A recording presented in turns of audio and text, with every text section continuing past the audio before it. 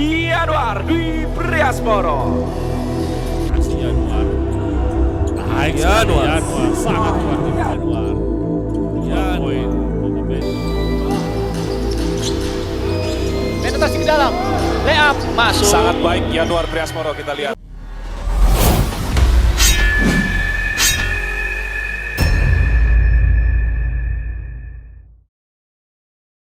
Halo Mas Januar. Halo. Gimana kabarnya Mas Januar?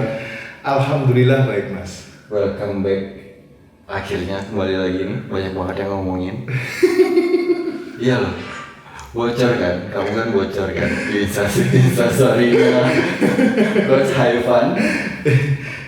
Sampai Yang jelas kan yang bocorin bukan saya gitu kan? Iya. Mas, aku pengen nanya nih, gimana rasanya kembali lagi? Setelah berapa lama ya? Kamu 2 tahun ya kali ya? Yang jelas apa ya, bisa kembali lagi main di liga tuh ya, semangat banget gitu. Pengen nunjukin apa ya, kalau saya tuh masih bisa gitu intinya. Masa apa setelah habis cedera masa sudah gitu aja sih? Iya. Itu sih. Jadi masih semangatnya masih ini Jelas pasti Mas. malah tambah lagi sekarang ya. Udah latihan beberapa hari ini. Waduh, Mas, kesel. Cedera apa sih Mas? Kamu boleh diceritain nggak sedikit? Kemarin itu kamu sampai jeda lumayan lama tuh. Awalnya sih waktu seleksi timnas Mas ya. Saya cedera ACL, terus sama meniscus sobek. Waduh. Ini kalau misalnya Kak Jawi mah nggak tahu nih, yang nonton YouTube kita nggak tahu, nanti kita cantumin ya. Iya. Saya sendiri soalnya nggak terlalu paham Mas. Nanti kita cantumin ya. Iya. ACL sama sobek apa? Meniscus. Meniscus. Iya, meniscusnya juga sobek. Itu yang bikin lama ya. Iya. Sebenarnya yang bikin agak lama prosesnya sih karena meniscusnya sobek, jadinya butuh proses apa ya, sampai satu setengah bulan saya nggak boleh, kaki nggak boleh napak dan macam-macam lah pokoknya. Itu sih yang bikin prosesnya juga lama. Terus kemudian habis cedera kebetulan liga jalan, terus ada COVID. Iya. Ya, ada COVID, kontrak saya habis. Jadinya ya mau nggak mau saya juga harus pulang. Kebetulan juga waktu itu orang tua saya juga lagi sakit, jadinya ya udahlah saya memutuskan off dulu lah. Gitu. Sekalian pulang. Iya sekalian. Pemulihan ya. Pemulihan. Apa sih Mas yang pertama banget kamu rasain? Atau perasaan kamu tuh gimana pas pertama kali kamu ngerasain cedera itu? Wah. Kalau pas ngerasain cedera itu ya pertama kali cedera, istilahnya itu kan cedera parah ya, ACL itu. Yang jelas pastinya sedih banget Mas, apalagi kan waktu itu cederanya pas saya seleksi timnas. Kan satu pengen banget gitu kan ngerasain gimana rasanya main di timnas, main di SEA Games gitu kan. Tapi kebetulan ya 3 kali ikut seleksi ya memang belum rezekinya gitu. Cita-cita semua atlet ya? Iya, cita-cita semua atlet, apapun atlet pasti pengen bermain buat Indonesia. Tuh, selain itu, apa yang ada dalam kepala kamu pas, waduh cedera? Sempat kepikiran apa? Kepikirannya ya, apa ya Mas ya? Iya itu sih sedih banget gitu rasanya pokoknya, gimana ya? Terus saya harus ngapain ya, tapi kan ada beberapa teman-teman yang di timnas juga pernah mengalami cedera yang sama seperti saya. Mereka ngasih support gitu, ya bukan cuma pemain yang pernah cedera tapi semuanya ngasih support. Gak apa-apa gitu, pasti bisa kok, pasti bisa main lagi kok. Tapi sempet ada dihantui perasaan atau ketakutan gak bisa main basket lagi?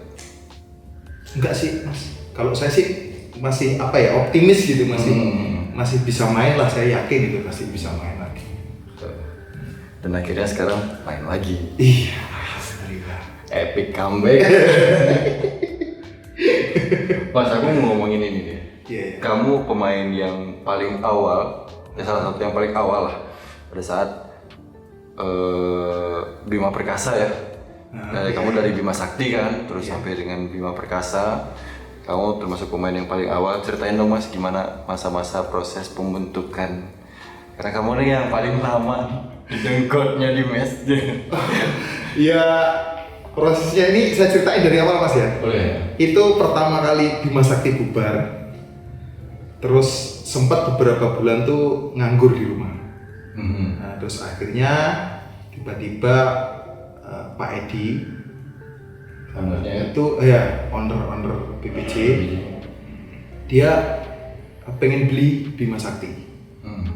Terus kemudian kan ya emang beberapa emang ada juga tawaran dari beberapa klub lain. Tapi waktu itu tiba-tiba manajernya Bima Perkasa Jogja waktu baru pertama kali kebentuk tuh sampai datang ke rumah saya buat pengen saya main di Bima Perkasa.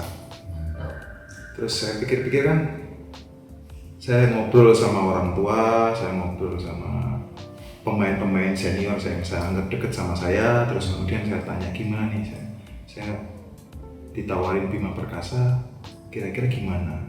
Terus saya tanya orang tua kan, orang tua bilang ya udahlah, karena ayah saya juga orang Jawa Tengah, terus dekat dari Jogja juga, saudara saya juga banyak yang di Jogja. Akhirnya ya saya memutuskan untuk bermain di Bima Perkasa Jogja. Wah awalnya tuh Mas ya, saya masih disuruh ngekos.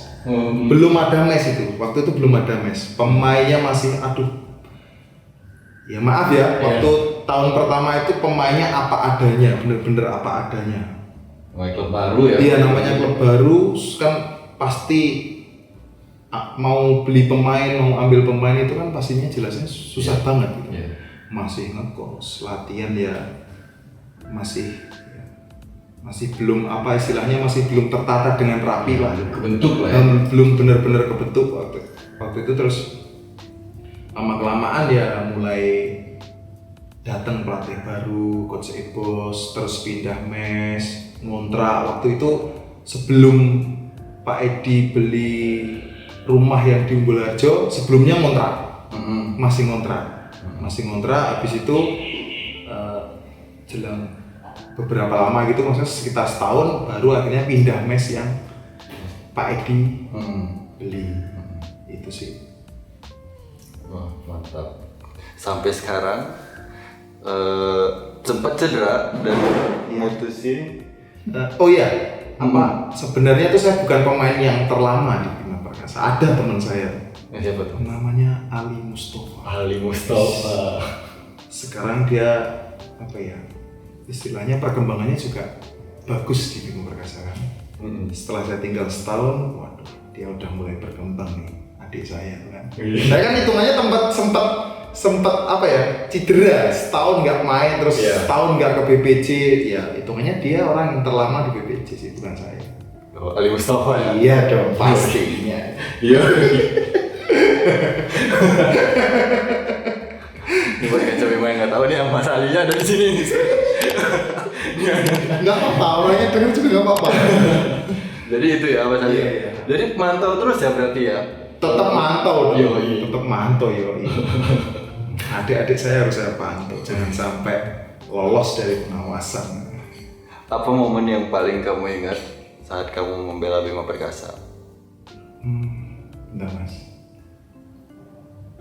Ada. Apa tuh? Waktu pertama kali IBL mutusin ya pakai pemain asing kan? Pemain asing. Bima Perkasa istilahnya dapat pemain asing yang ngaco, istilahnya ngaco. Terus akhirnya cuma pakai tetap sih pakai dua pemain asing. Waktu itu pertandingan terakhir lawan CLS. Dari mulai awal liga sampai terakhir cuma menang pertandingan bukaan sama pertandingan penutup. Waduh, rasanya mas saya itu nggak pernah main di liga terus dalam satu musim cuma menang sekali sampai 2 kali itu nggak pernah mas. Terus itu kebetulan lawannya CLS yang istilahnya CLS bisa dibilang tim papan atas kan. Kita cuma pemain apa adanya bisa sampai menang.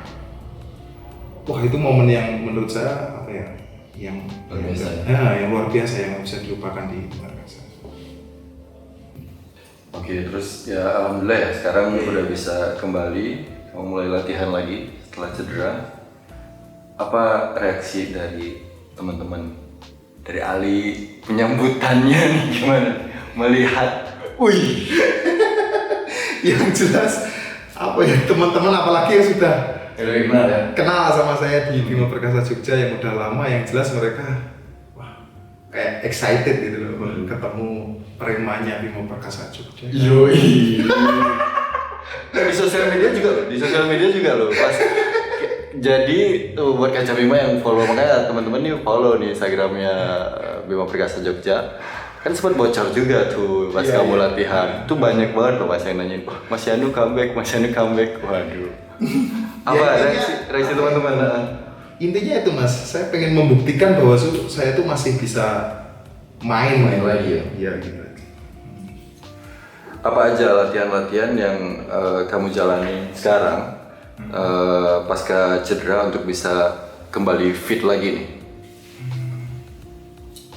Kalau latihan sih saya cuma apa ya, karena saya juga istilahnya setahun nggak main, terus saya juga pertama kali cedera ACL dan belum benar-benar mengerti apa ya yang harus saya lakukan itu. Saya cuma mengikuti arahan dari pelatih-pelatih yang ada di Bima Perkasa Jogja. Saya harus ngapain, saya harus begini, harus begitu. Saya cuma mengikuti apa yang mereka kasih, program apa yang mereka kasih ke saya. Gitu. Mana yang boleh? Mana yang boleh, mana yang enggak dulu. Tapi udah mulai ikut latihan nih buat Kaca Bima yang pengen ngelihat lagi Mas Yanuar megang bola lagi. Udah bisa nih, udah mulai latihan. Berapa hari kamu latihan? Sempet bocor tuh kayak aku bilang tadi kan di Instagram. Banyak juga pemerhati atau orang yang suka olahraga basket ngomongin, salah satunya kamu mau masuk di Instagramnya podcast pemain cadangan. Look who's back. Apa pertanyaan aku pengen nanya ini, apa yang membuat kamu kembali ke Jogja? Yang membuat saya kembali ke Jogja sebenarnya ada adik saya Ali yang sedang membutuhkan perhatian khusus. Agak bercanda ini bercanda mas, ini bercanda. Enggak, saya memutuskan kembali Jogja itu banyak faktornya juga. Pertama orang tua. Kalau saya di Jogja ya itu tadi saya dekat sama keluarga. Terus saya istilahnya kalau orang tua membutuhkan saya sewaktu-waktu, saya juga bisa pulang kapan saja, itu juga gampang istilahnya. Terus saya juga sudah bermain di Bima Perkasa Jogja selama 3 tahun dan teman-teman saya juga banyak yang kenal di Bima Perkasa Jogja. Intinya buat adaptasi juga lebih gampang. Terus ada senior saya yang namanya Febri Utomo, ada Adit, terus kemudian ada saya lihat tahun kemarin ada David yang mainnya juga luar biasa menurut saya. Terus ada Indra Muhammad, super internasional. Ya banyak sih itu apa yang membuat saya tuh juga yakinlah bisa lah saya bermain dengan mereka dan mendapatkan istilahnya prestasi yang bagus di Bima Perkasa Jogja. Amin. Nih ngomong-ngomong masalah bermain di Bima Perkasa, kita tahu kan IBL ada 4 klub baru. Iya. Nah, kan maksudnya gini, pasti dong ada aja mungkin penawaran yang masuk. Iya. Yang sampai sekarang kita masih belum tahu nih apakah ada penawaran langsung ke Mas Yanuar atau tidak. Iya. Kita pengen tanyain, udah deal belum? Udah tanda tangan kah? Mr. Yanuar Priasmoro bersama Bima Perkasa Jogja. Kalau sekarang alhamdulillah sudah.